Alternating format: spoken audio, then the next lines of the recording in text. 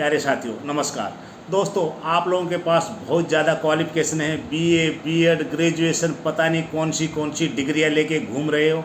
और एक जब ऑफलाइन फार्म आता है तो वो फार्म भरने में ही आप बहुत ज़्यादा गलतियां कर देते हो। इससे पता चलता है कि आपकी कितनी क्वालिफिकेशन है। मुझे तो ऐसा लगता है कि जो संस्थान है जहाँ पर आप जाते हो पढ़ने के लिए नहीं, मटर गश्ती करने के लिए, वो संस्थान आपको एक डिग्री दे देता है और उस डिग्री के बदले में आपके पेरेंट्स, आपके माँ बाप अपने खून पसीने की कमाई उस संस्थान को दे देते हैं। बस उस संस्थान का और आपके माता पिता का ही रोल है। उधर से पैसा आता है, इधर से डिग्री मिल जाता है। आपका उसमें कुछ भी रोल नहीं है, कोई भी आपकी एजुकेशन नहीं है। ये हमने ऑफलाइन फार्म से पता चल गया है।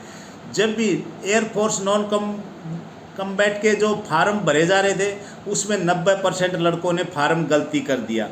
और जो वेस्टर्न कमांड अम्बाला के फार्म भरे गए थे, ट्रेड्समैन के, एमटीएस के, वो फार्म किसी को भरना नहीं आ रहा। हमने वीडियो बना के भी डाल दिए, फिर भी वीडियो देख के भी फार्म नहीं भरना आ रहा।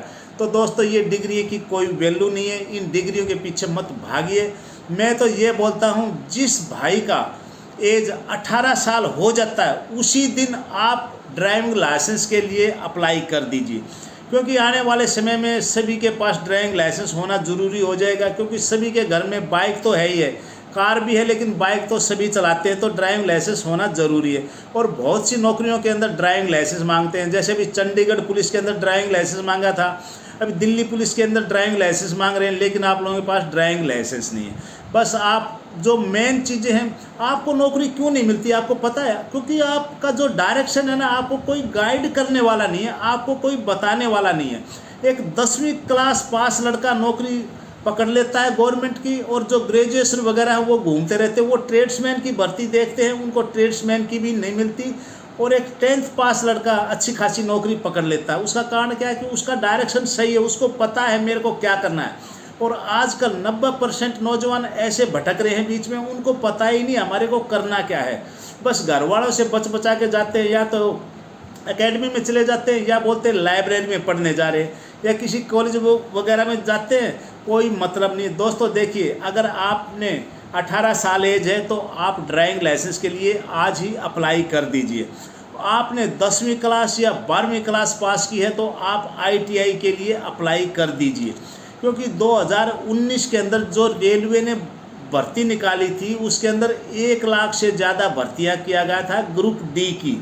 तो उस वक्त रेलवे ने निकाला था कि 10वीं पास के साथ ITI होना चाहिए। तो लोगों ने इस पर ऑब्जेक्शन उठाया था और रेलवे ने अपनी ये मांग वापस ले ली थी। सिर्फ 10वीं बेस पे ही वो भर्ती की गई थी।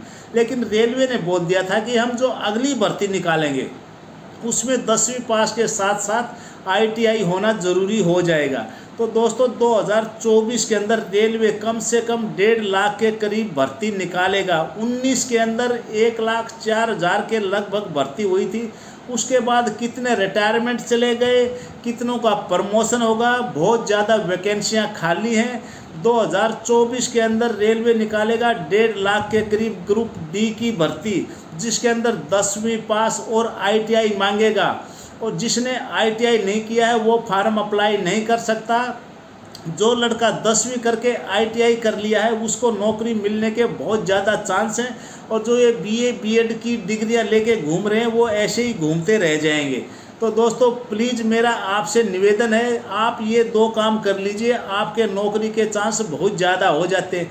एक तो आप ड्राइविंग लाइसेंस बनवा लीजिए 18 साल का होते ही, और जैसे ही आपका लाइट लाइसेंस है उसको 3 साल हो जाते हैं, आप उसको हैवी लाइसेंस में कन्वर्ट करवा लीजिए।